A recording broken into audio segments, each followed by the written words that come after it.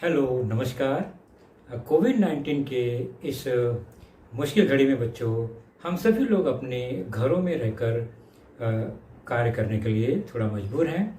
लेकिन मुंबई महानगर पालिका ने आपको घर बैठे ही पढ़ाने या यूँ कहें अध्ययन करने का एक मौका दिया है, जो कि हमारे महानगर पालिका के चैनल द्वारा आपको वीडियो के रूप में लेसन प्रसारित किया जाएगा। और उस लेसन के जो विषय हैं वो आपके स्क्रीन पर दिखाई देंगे और उसके टॉपिक भी आपको स्क्रीन पर ही दिखाई देंगे। तो चलिए शुरू करेंगे हम आज का अपना लेसन।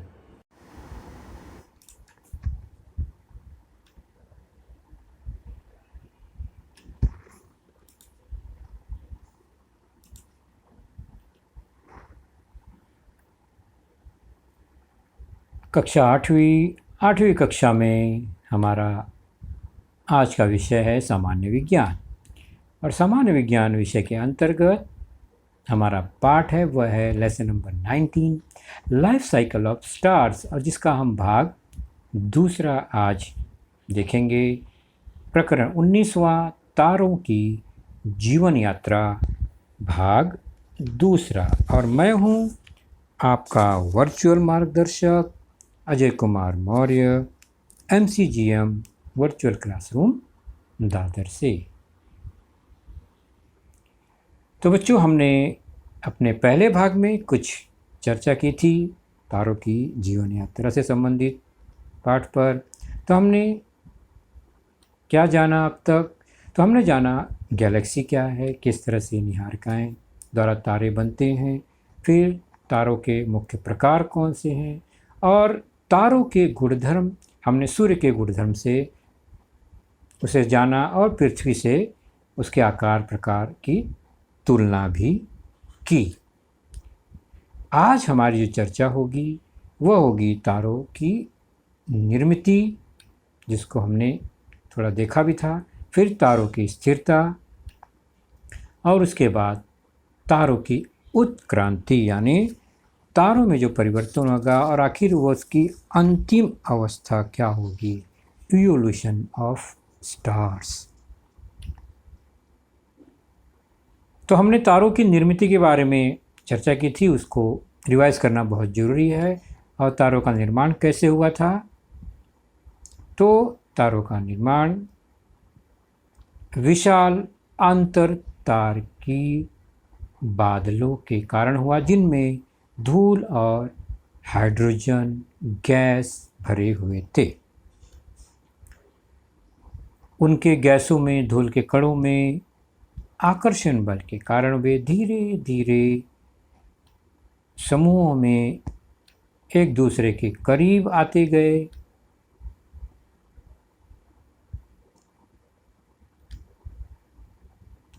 और फिर उनसे तारों की निर्मिति हुई।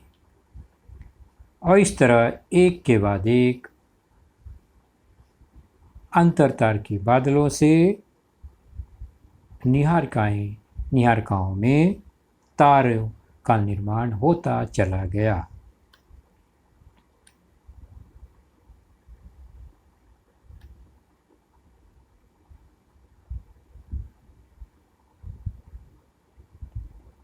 तो तारों की निर्मिति इस तरह से हुई।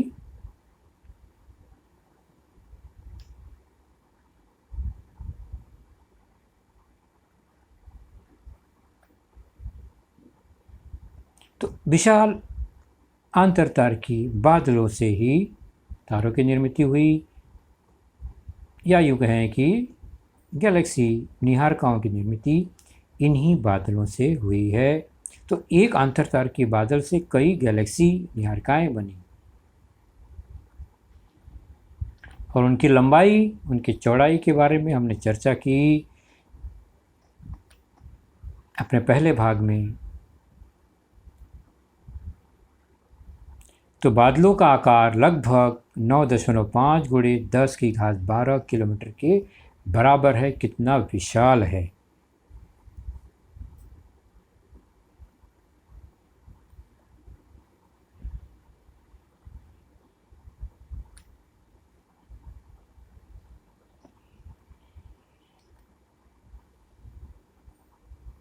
ये बादल इकट्ठा होते गए,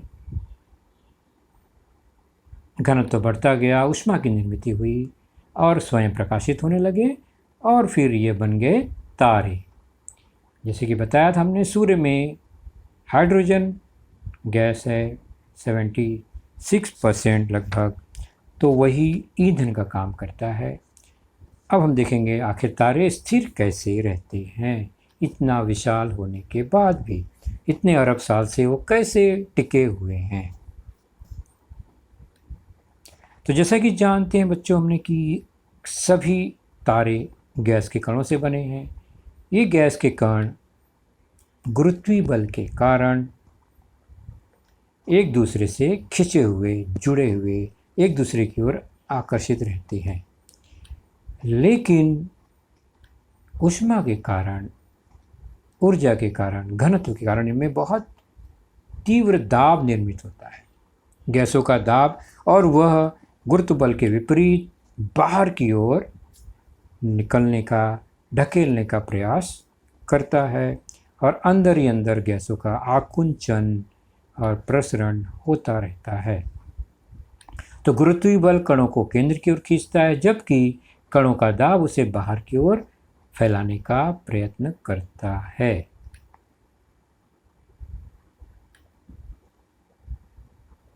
तो दोनों ओर से, यानी बाहर से गुरुत्वाकर्षण बल अंदर की ओर खींचता है, अंदर से दाब जो है वह बाहर की ओर ढकेलता है और गैसों का आकुंचन, प्रसरण होता रहता है।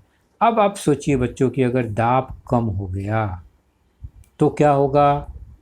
दाब कम हो गया तो प्रसरण नहीं होगा, सारे के सारे कण केंद्र की ओर खींचे चले जाएंगे और तारों का आकार घटता जाएगा।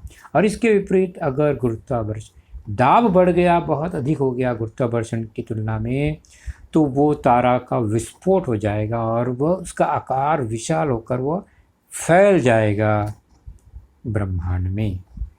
तो दोनों का बैलेंस रहेगा, संतुलन रहेगा, तभी तारे स्थिर रह सकती हैं। और हम जान रहे हैं कि इतने अरबों सालों से बैलेंस बना हुआ है। जैसे ही दबाव कम हुआ, दाब कम हुआ, तो गुरुत्वाकर्षण के कारण वह सिकुड़ जाएगा।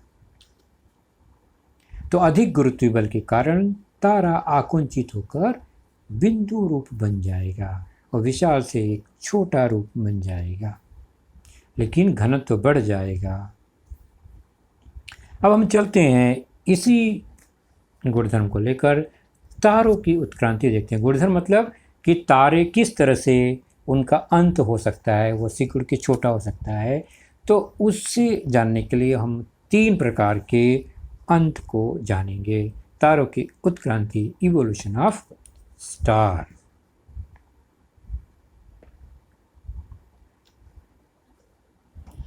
तो तारों की उत्क्रांति का मतलब है समय के साथ तारों के गुणधर्म में परिवर्तन होकर उसके भिन्न भिन्न अवस्था में रूपांतर होने की क्रिया। यानी पहले वह एक छोटा तारा, छोटा आकार का सूर्य सदृश, फिर राक्षसी तारा, फिर महाराक्षसी तारा, उसके बाद अनियमित आकार, फिर धीरे धीरे उनका अंत। यह परिवर्तन जो है उसे हम उत्क्रांति कहते हैं।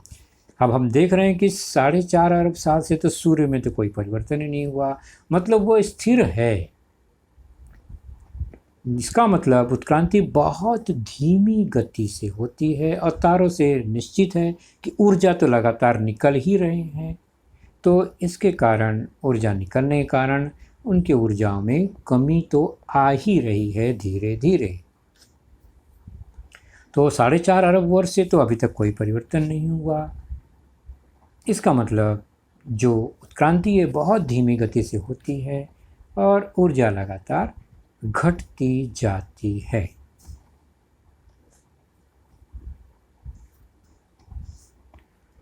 निश्चित है कि ये जो ऊर्जा है ईंधन के कारण, ईंधन के जलने के कारण होता है और इसमें ईंधन कभी न कभी कम हो जाएगा। ईंधन जैसे ही कम होगा तापमान कम हो जाएगा, तापमान कम हो गया तो दाब कम हो जाएगा और दाब कम हो गया तो गुरुत्वीय बल से संतुलन बिगड़ जाएगा, गुरुत्वीय बल अधिक लगने लगेगा, जिसके कारण तारा क्या हो जाएगा, आकुंचित होगा। हमने देखा वो सिकुड़ जाएगा और फिर वो सिकुड़ कर उसका घनत्व तो बढ़ जाएगा। तो हाइड्रोजन गैस खत्म होने के कगार पर फिर क्या होगा, उसका जो हीलियम है जो उसमें विलीनीकरण होगा और फिर से एक नई ऊर्जा बन जाएगी और ऊर्जा निर्मित चालू हो जाती है और वहीं जाकर तारा स्थिर हो जाएगा। लेकिन यह प्रक्रिया अरबों सालों की है, इतना आसान से यह होने वाला नहीं है। ऊर्जा की निर्मित पुनः होती है लेकिन सिकुड़कर आकार में परिवर्तन होने के बाद।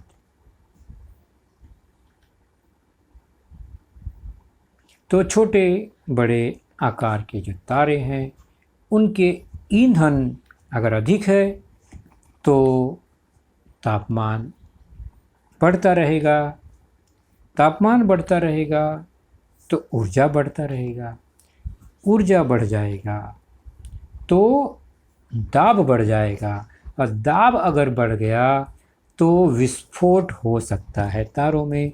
तारों में विस्फोट होने पर फिर वह उसकी उत्क्रांति तो निश्चित है, यानी अधिक ईंधन से भी उत्क्रांति हो जाएगी।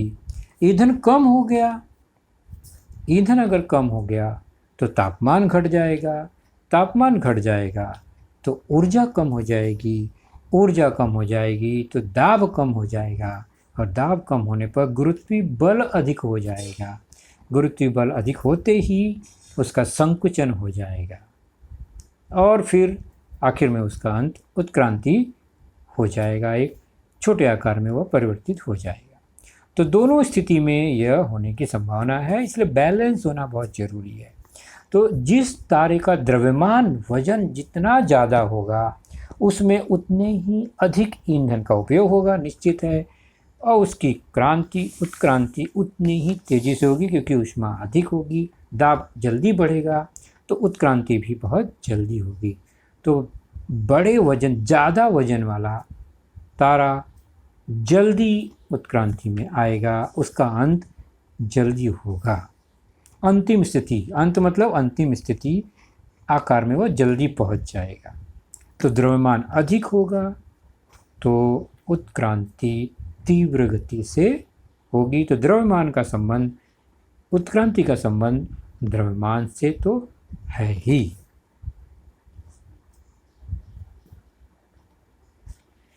तो द्रव्यमान का संबंध उत्क्रांति से है। तो ये उत्क्रांति, तारों की उत्क्रांति को 3 तरह से माना गया है उनके द्रव्यमान आकार के हिसाब से।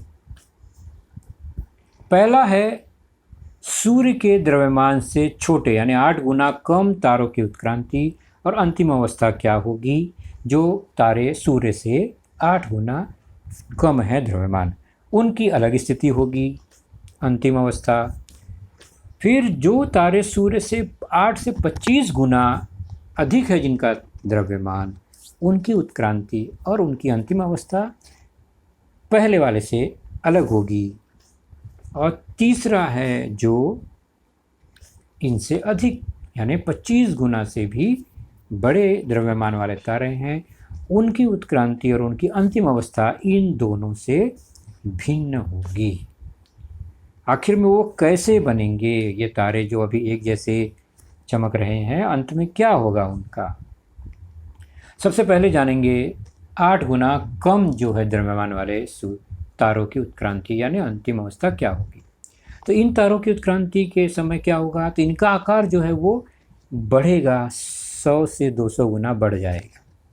सूर्य भी उन्हीं में शामिल है और वह बन जाएगा सूर्य सदृश से लाल राक्षसी प्रकार का बन जाएगा। और जब ये लाल राक्षसी बन जाएगा तब क्या होगा, बाहरी आवरण जो है वो दूर फेंक दिया जाएगा, दबाव अधिक होगा और वह बाहरी आवरण टूट के बिखर जाएगा, दूर फेंक दिया जाएगा। अंदर जो बच गया उनमें आकुंचन होगा क्योंकि दबाव टूट गया, कमज़ोर पड़ गया, तो गुरुत्वाकर्षण बल तेज़ी से उसे आकुंचित करेगा, आकार छोटा होता जाएगा और जो तारा पृथ्वी से लाखों गुना बड़ा है वह पृथ्वी के आकार का बन जाएगा, छोटा बन जाएगा और इसका रंग सफ़ेद दिखाई देने लगेगा। इसलिए इसे हम कहेंगे श्वेत बटु। तो ये उत्क्रांति की अंतिम अवस्था श्वेत बटु के रूप में होगी। किन तारों की? उन तारों की जिनका द्रव्यमान सूर्य से 8 गुना कम है या सूर्य के बराबर है, उनकी अंतिम अवस्था है श्वेत बटु तारा। छोटा सा सफ़ेद रंग का तारा, बटु मतलब छोटा, श्वेत मतलब सफ़ेद। दूसरा है जो तारा सूर्य से 8 से 25 गुना बड़ा है, थोड़ा बड़ा है, तो क्या होगा? तो ये भी धीरे धीरे इनका दबाव बढ़ेगा, प्रसरण होगा और ये 1000 गुना तक बढ़ जाएंगे और ये लाल राक्षसी तारे से बन जाएंगे महाराक्षसी तारे। पहले वे लाल राक्षसी तारे, उसके बाद वे महाराक्षसी तारे बन जाएंगे। काफ़ी विशाल हो जाएगा, दबाव बढ़ेगा पहले की तरह ही और महाविस्फोट होगा, बहुत तेज़ विस्फोट होगा, इतना तेज़ कि वह दिन में भी चमकदार दिखाई देंगे। पृथ्वी से दिखने में वह सूर्य के सामने भी वो दिखाई देंगे, इतना तेज होगी। और फिर जो भाग बचा हुआ है, अब ये चमक इतना तेज है कि वह दिन में भी दिखाई देंगे और बीच का जो भाग है, बचा हुआ भाग, वह धीरे धीरे गुरुत्वाकर्षण बल उस पर हावी होने लगेगा, संकुचन आकुंचन बढ़ेगा और वह इतना तेज आकुंचन होगा कि वह आकार को 10 किलोमीटर जितना छोटा कर देगा और इनमें इनके कणों में केवल न्यूट्रॉन ही न्यूट्रॉन बच जाएगा। तो न्यूट्रॉन से बना हुआ यह तारा रह जाएगा, इतना छोटा, इसलिए इसे न्यूट्रॉन तारा कहते हैं। तो इतना विशाल तारा उत्क्रांति के बाद अंतिम अवस्था हो जाएगी छोटा सा न्यूट्रॉन तारा। कौन से तारों का? जिनका द्रव्यमान 8 से 25 गुना ज़्यादा है सूर्य की तुलना में। पहला था श्वेत बट्टू तारा, जो छोटे थे, सूर्य से थोड़े बड़े जो तारे हैं 8 से 25 गुना, वो न्यूट्रॉन तारे में उनकी अंतिम अवस्था होगी। तीसरा है जो सूर्य से 25 गुना से भी ज़्यादा, यानी बहुत विशाल है। उनकी अंतिम अवस्था भी सेम पहले जैसे ही होगी।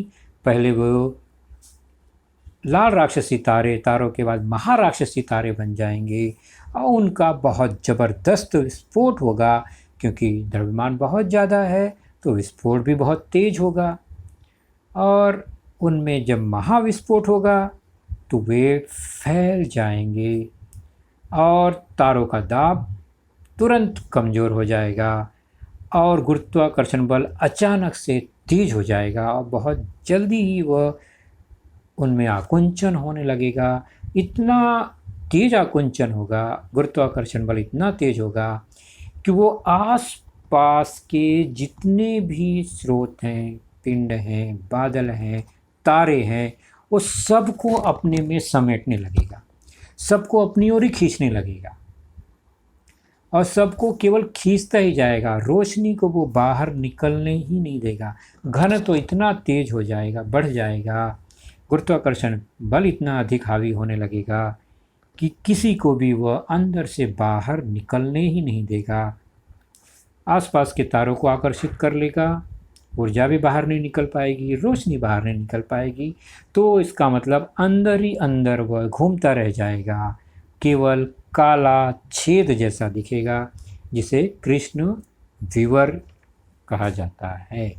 तो बहुत विशाल, सूर्य से 25 गुना यानी जितना बड़ा तारा, उसकी स्थिति कृष्ण विवर के रूप में हो जाएगी।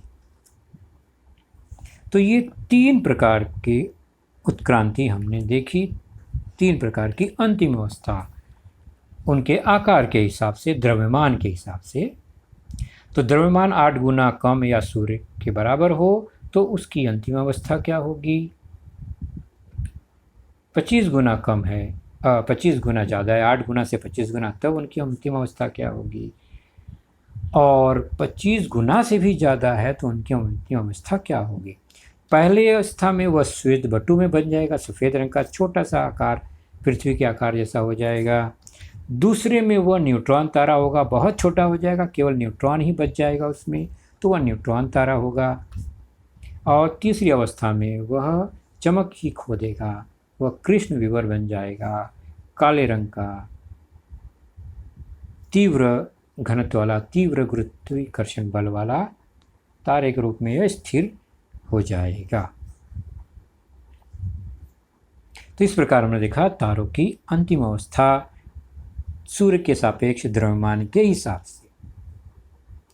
चलिए चलते हैं बच्चों, इन्हीं मुद्दों पर आधारित कुछ स्वाध्याय है, उन्हें हम देखेंगे।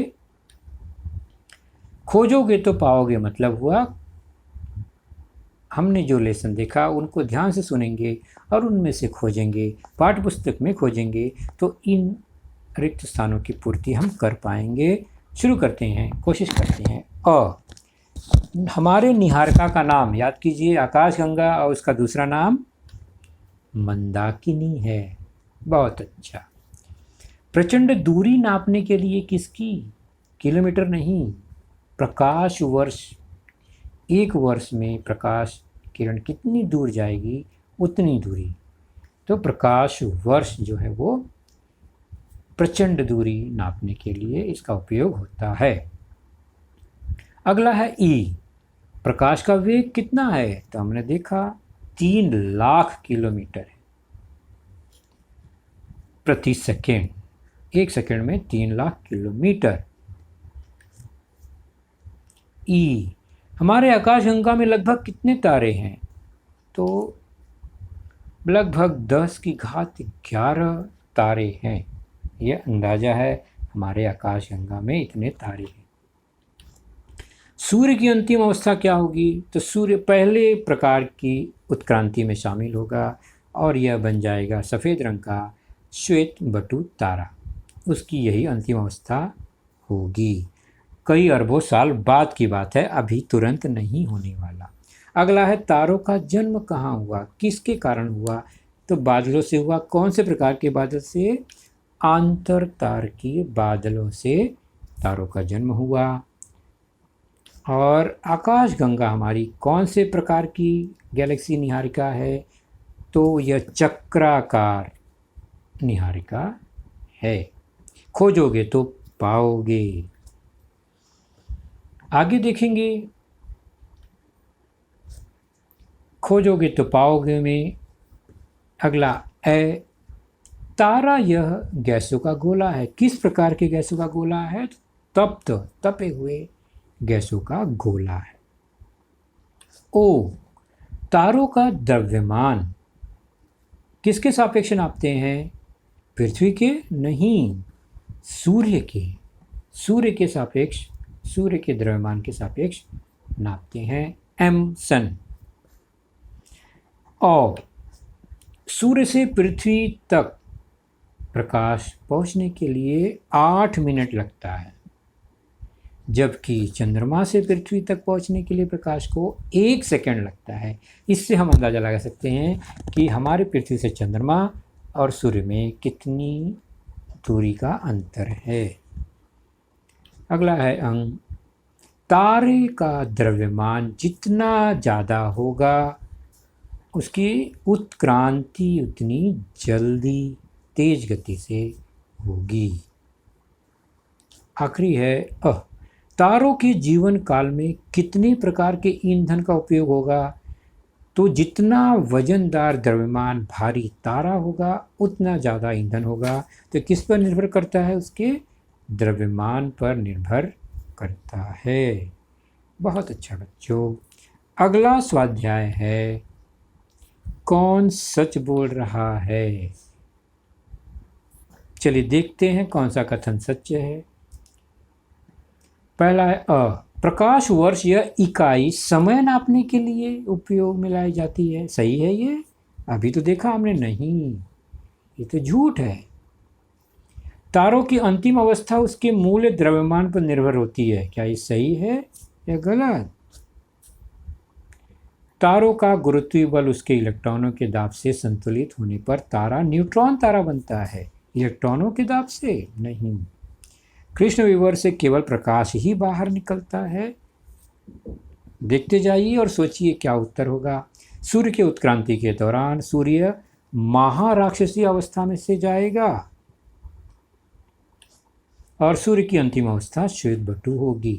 पहला, प्रकाश वर्ष या इकाई किसके मापन के लिए है? समझ गए आप? दूरी मापने के लिए है। इसका मतलब यह कथन झूठ है। आ, तारों की अंतिम अवस्था द्रव्यमान पर निर्भर है। बिल्कुल सच बात है। ई, तारों का गुरुत्वीय बल उसके इलेक्ट्रॉनों के दाब से नहीं, न्यूट्रॉन तारा बनता है न्यूट्रॉनों के दाब से। तो ये कथन तो झूठ हुआ। अगला है कृष्ण विवर यानी काला जो छेद से कुछ भी बाहर नहीं निकलता, प्रकाश तो निकलता ही नहीं है। इसका मतलब ये कथन झूठ है। और सूर्य के उत्क्रांति के दौरान तो सूर्य क्या बनेगा? पहले लाल राक्षसी तारा ही बनेगा। तो यह झूठ है, ये महाराक्षसी तारा नहीं बनेगा। और वो है सूर्य की अंतिम अवस्था श्वेत बटु होगी। यह बिल्कुल सही है। वह न्यूट्रॉन तारा भी नहीं बनेगा, श्वेत बटु भी, श्वेत तारा भी नहीं बनेगा, काला कृष्ण विवर नहीं बनेगा, जबकि श्वेत बटु बन जाएगा। ये कथन सच है।